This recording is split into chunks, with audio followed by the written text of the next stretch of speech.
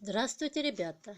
Я Несибаева Жибек Жумабековна, преподаватель истории Алматинского финансово-правового и технологического колледжа. Сегодня я проведу занятия по предмету истории Казахстана.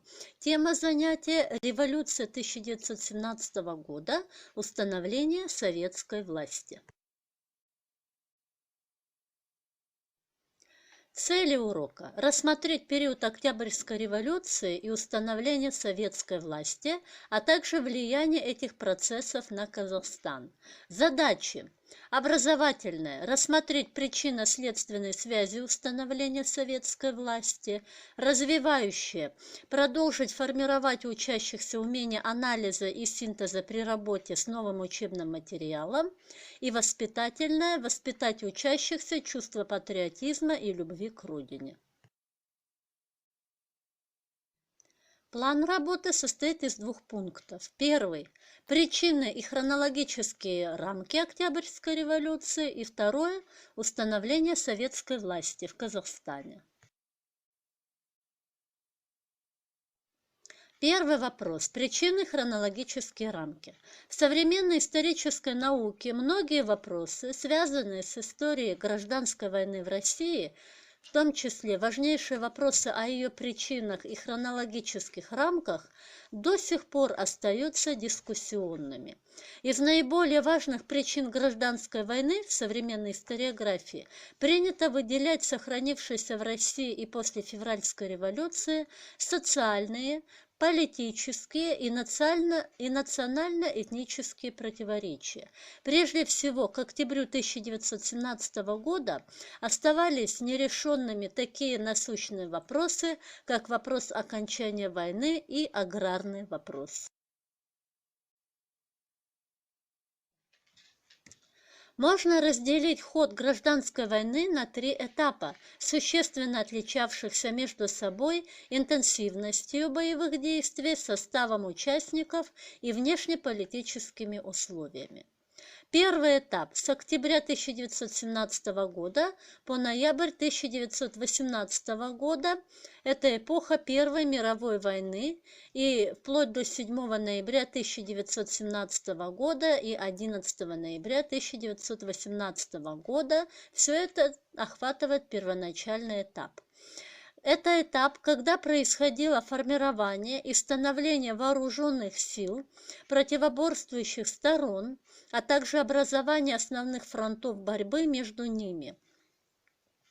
Приход большевиков к власти вызвал к жизни белое движение, которое было призвано уничтожить новый режим, называемый Деникиным, злокачественным нарывом на теле революции, и оздоровить немощный, отравленный организм страны. Гражданская война в этот период разворачивалась одновременно с продолжающейся мировой войной, что влекло за собой активное участие войск Четверного Союза и Антанты во внутренней политической и вооруженной борьбе в России. Это все характеризует первый этап. Второй этап он длится с ноября 1918 года по конец марта и начало апреля 1920 года, когда произошли главные сражения между красными и белыми армиями и наступил коренной перелом в гражданской войне. В этот период отмечается резкое сокращение боевых действий со стороны иностранных интервентов в связи с окончанием мировой войны и выводом основного контингента иностранных войск с территории России. Широкомасштабные боевые действия развернулись на всей территории России, принеся вначале успех белым, а затем красным, разбившим войска противника и взявшим под свой контроль основную территорию страны. Третий этап с марта 1920 года по октябрь 1922 год, когда основная борьба происходила на окраинах страны и уже не представляла непосредственной угрозы власти большевиков.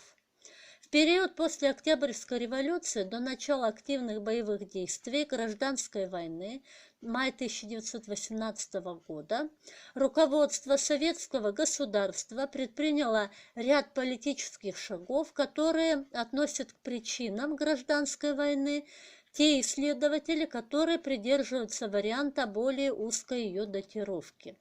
И к этим причинам мы можем отнести: первое – национализация средств производства, банков и крупной промышленности, и решение в соответствии с программой, вопреки интересам помещиков, что вызвало сопротивление ранее господствовавших классов, которые лишились собственности. Вторая причина – это разгон, выход из войны путем подписания разорительного и унизительного с Германией договора. И третье – это деятельность большевистских армий в деревне, которая привела к разрыву советской власти с левыми эсерами. Второй вопрос. Установление советской власти в Казахстане. Политическая ситуация в Казахстане была достаточно своеобразной. Пролетариат здесь был немногочисленным. Крестьяне-переселенцы в большинстве своем были обеспечены землей. Большой процент населения составляло казачество, бывшее при царизме привилегированном сословием. Казахи в большинстве своем поддержали партию Алаш и мусульманские политические организации. Осенью 1917 года, накануне переворота, большевики практически не обладали авторитетом на территории Казахстана. Однако особенности политической ситуации, связанные с колониальным статусом этой окраины России, привели к установлению в ряде крупных городов советской власти уже в первые же месяцы после Октябрьского переворота. Достаточно быстро взяли в свои руки власть Советы в Сырдарьинской и Семиреченской областях, входивших в состав туркестанского генерал-губернаторства. Это было обусловлено поддержкой, оказанной большевикам со стороны местного чиновничьего аппарата, верхушки переселенческой деревни и армейских частей. Колониальный характер советской власти в южных областях Казахстана наглядно был продемонстрирован Третьим краевым съездом Советов, прошедшим в Ташкенте 15-22 ноября 1917 года. Здесь была провозглашена советская туркестанская автономия, однако представители местных народов были отстранены от власти под предлогом их неготовности к пролетарской революции. Недовольство казахского и узбекского населения было подавлено вооруженной силой. В противовес 26 ноября в городе Коканде начал свою работу 4-й чрезвычайный мусульманский съезд, главным итогом которого стало провозглашение туркестанского мухтариата, то есть автономии, во главе с Временным Советом. Президентом и главой Временного правительства Туркестана стал Мухамеджан Тынышбайұлы, министром иностранных дел Мустафа Шокай. Таким образом, на юге Казахстана в ноябре-декабре 1917 года сложилось своеобразное двоевластие. Однако советские власти в Ташкенте не хотели мириться с существованием оппозиционного им мусульманского правительства. В ночь с 5 на 6 ноября 1918 года на Коканд были брошены все вооруженные силы советского Туркестана, в том числе и казачьи части. Город был взят штурмом, большая часть жителей была убита. Временный совет свергнут, и остатки отрядов защитников города ушли в горы и перешли к партизанским действиям.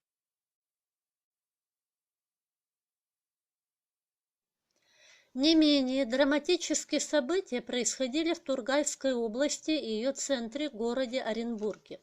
При нейтралитете основной части казачества в городе в ноябре 1917 года была установлена советская власть. Однако просуществовала она недолго. Атаман Оренбургского казачьего войска Дутов при поддержке партии Алаш и меньшевиков арестовал членов Оренбургского совета. Эти события встревожили центральные власти, и Совнарком несколько раз рассматривал вопрос о военных мерах по восстановлению в Оренбурге власти Советов. В декабре 1917 года в Тургайскую область были отправлены отряды красногвардейцев и революционно настроенных моряков, поддержанных казахами, участниками восстания 1916 года. Последних на союз с большевиками толкнуло недоверие к казачеству, участвовавшему в кровавом подавлении национально-освободительного движения. В конце 1917 года власть перешла в руки Советов в Кустанае, Тургае, Актюбинске, а в январе 1918 года в Оренбурге. Дутов и его союзники отступили в степь. Аналогичные события происходили в Акмолинской и Семипалатинской областях, входивших в состав Степного края. В ноябре-декабре 1917 года в большинстве городов Северного Казахстана власть перешла в руки большевиков.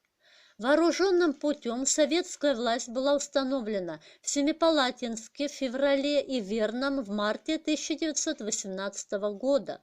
Только в городе Уральске большевикам не удалось свергнуть войсковое правительство казачьего войска.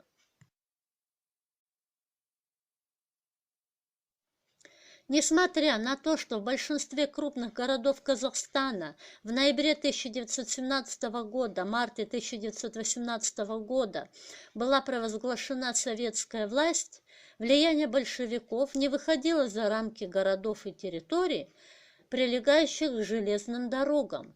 Большая часть населения, особенно в степных районах Казахстана, подчинялась правительству Алаш-Орды и ее местным комитетам, а казачьи станицы – войсковым правительством. Здесь давайте более подробнее рассмотрим деятельность Алаш-Орды. С октября 1917 года началась организация областных отделений Алаш при активной поддержке местных казахских комитетов. Семипалатинское отделение партии возглавил Халел Габасов, Омское – Турлыбаев, Тургайское – Алихан Букиханов. Начались активные переговоры об образовании местных партийных организаций в южных уездах Казахстана. Одновременно партия проводила агитационно-разъяснительную работу в казахских аулах. Прошедшие в конце 1917 года выборы в учредительное собрание показали, какое большое влияние среди народа имели сторонники Алаш. Из 3 основных партийных списков в большинстве уездов победу одержала партия Алаш, далеко опередив эсеров и социал-демократов.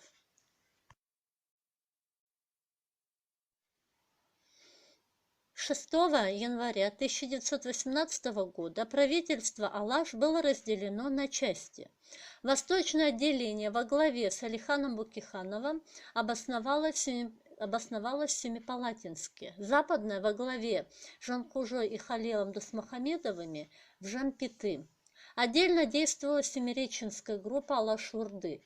В изменившихся условиях руководство автономии Алаш решило начать переговоры с советским правительством о взаимном признании. В марте 1918 года в Москву направились Жанкожа и Халел Дусмухамедовы для встречи с Владимиром Лениным и Иосифом Сталиным. 19-20 марта состоялись телефонные переговоры Сталина с Букихановым и его заместителем Габасовым. Советские власти признавали правомочность решений Общеказахского съезда, но соглашались признать автономию только в случае созыва Общеказахстанского съезда с участием местных советов.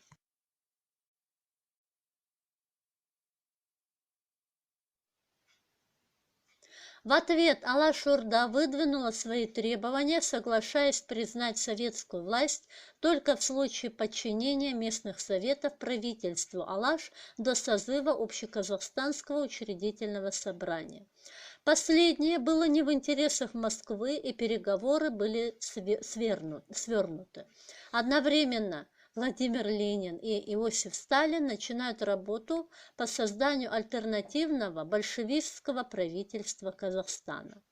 Для этого при Народном комиссариате по делам национальности был открыт казахский отдел во главе с большевиком Алиби Жангильдиным и Мухамеджаном Тунганчиным, которым была поручена организация Всеказахстанского съезда Советов для провозглашения советской казахской автономии. Алаш-Орда, видя нежелание Москвы признавать небольшевистскую, либерально-демократическую казахскую автономию, начинает сближение с антибольшевистскими силами, в первую очередь с лидером уральского казачества Дутовым.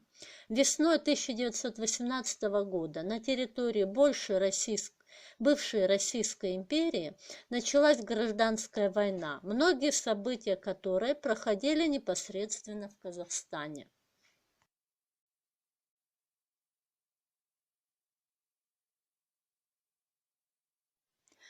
На этом мы заканчиваем тему и переходим к закреплению изученного на занятии материала.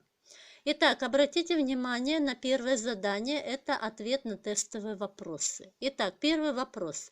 К лету 1917 года все советы, кроме Черняевского, оказались в руках кого? А. Кадетов, Б. Большевиков, В. эсеров, Г. Белогвардейцев, Д. меньшевиков. Второй. Кадеты были сторонниками А. Конституционной монархии, Б.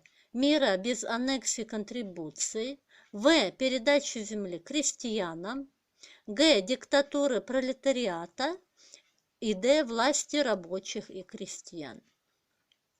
Третий вопрос. Национальную демократическую интеллигенцию, носителя идей национального освобождения казахского народа, возглавил А. Турар Рыскулов, Б. Ахмет Байтурсынов, В. Алихан Букиханов, Г. Мыржақып Дулатов и Д. Халел Дусмухамедов. Четвертый вопрос. В Семипалатинске кадеты издавали газету А. Казах, Б. Искра, В. Свободная речь, Г. Ушкан и Д. Жас Казах.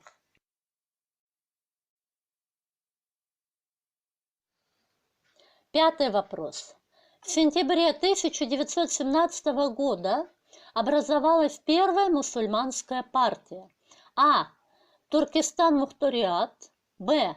Алаш-Орда, В. Жас Казах, Г.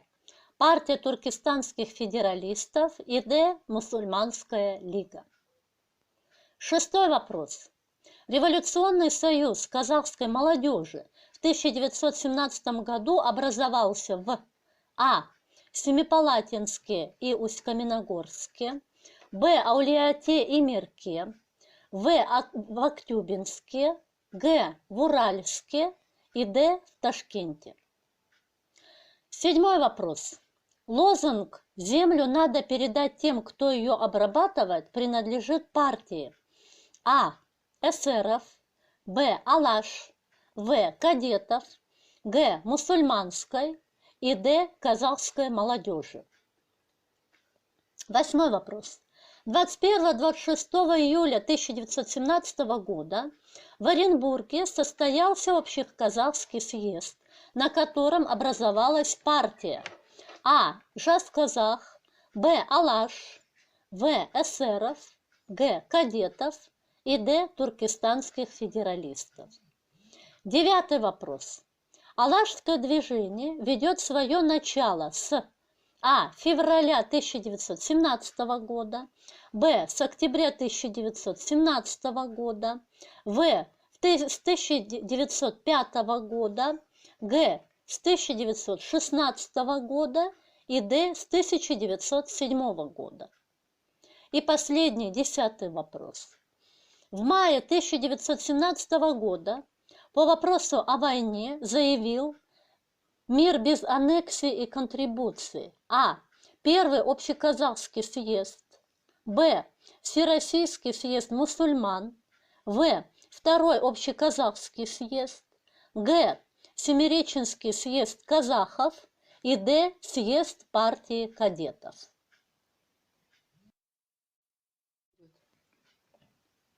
Так, ребята, второе задание, первое было тесты, второе задание у нас письменное, звучит как проблемные вопросы, на которые вы должны дать письменный ответ. Первый вопрос – причины октябрьских событий. Второй вопрос – октябрь 1917 года, что это, переворот или революция? И третье – причины победы большевиков. Далее домашнее задание. Первое – найдите значение терминов «переворот» и революция. И второе. Несмотря на то, что сегодня звучал термин «революция», подумайте над вопросом. В октябре 1917 года произошла революция или переворот? И этот ответ уже аргументируйте устно.